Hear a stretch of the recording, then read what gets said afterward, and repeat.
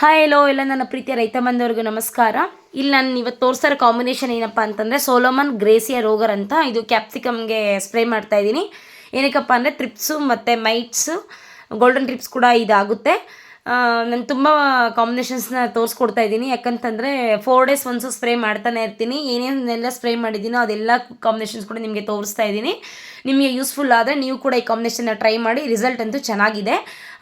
ನೋಡ್ತಾ ಇರ್ಬೋದು, ಇಲ್ಲಿ ನಾನೇ ಚಾರ್ಜಿಂಗ್ ಪಂಪಲ್ಲಿ ಸ್ಪ್ರೇ ಮಾಡ್ತಾ ಇದ್ದೀನಿ. ನಮ್ಮದು ಚಿಕ್ಕ ಗಿಡ ಆಗಿರೋದ್ರಿಂದ ನಾನು ಚಾರ್ಜಿಂಗ್ ಪಂಪಲ್ಲೇ ಸ್ಪ್ರೇ ಮಾಡ್ತಾ ಇದ್ದೆ. ದೊಡ್ಡ ಪಂಪಲ್ಲಿ ಹೊಡೆದ್ರೆ ಜಾಸ್ತಿ ಬೇಕಾಗುತ್ತೆ ಅಂತ ಹೇಳ್ಬಿಟ್ಟು ಈ ಚಾರ್ಜಿಂಗ್ ಪಂಪಲ್ಲಿ ಮದ್ದೊಡೆಯೋದೇನು ಅಷ್ಟೊಂದು ಈಸಿ ಏನಲ್ಲ, ತುಂಬ ಬೆನ್ನೋವೆಲ್ಲ ಬರುತ್ತೆ.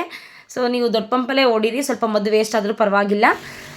ನಿಮಗೂ ಯಾರಿಗಾದರೂ ಈ ಥರ ಏನಾದರೂ ಕಾಂಬಿನೇಷನ್ಸ್ ಬೇಕು ಅಂತಂದರೆ ನೀವು ಡೈರೆಕ್ಟ್ ಮದ್ದುಗಳ ಅಂಗಡಿಯಲ್ಲೇ ಹೋಗಿ ಕೇಳಿ. ಇಲ್ಲಾಂದರೆ ನಾನು ಒಂದು ಕ್ಯಾಪ್ಸಿಕಮ್ಗೆ ಏನೇನು ಸ್ಪ್ರೇ ಮಾಡಿದ್ದೀನಿ ಅಂತ ಒಂದು ಲಿಸ್ಟ್ ಹಾಕಿರ್ತೀನಿ, ಅದನ್ನು ನೋಡಿ ಇದೇ ಥರ ನಿಮ್ಗೆ ಇನ್ನೂ ಏನಾದರೂ ಕಂಟೆಂಟ್ ವೀಡಿಯೋಸ್ ಬೇಕು ಅಂತಂದರೆ ಕಮೆಂಟ್ ಮಾಡಿ. Thank you all, bye bye.